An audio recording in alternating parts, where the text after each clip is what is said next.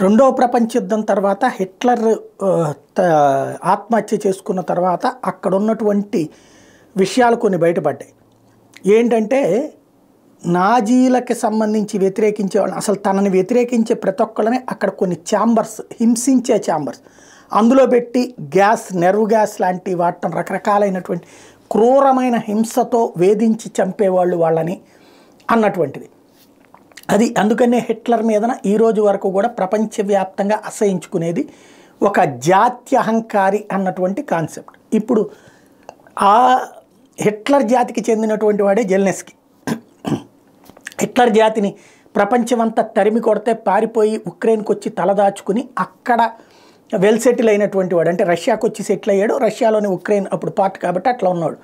ఇప్పుడు అక్కడ వాడు కాస్త అధ్యక్షుడు అయ్యాడు. ఇప్పుడు హిట్లర్ వారసత్వాన్ని తను పుణికి పుచ్చుకున్నాడని రష్యా సాక్ష్యాధారాలు బయటపెట్టింది.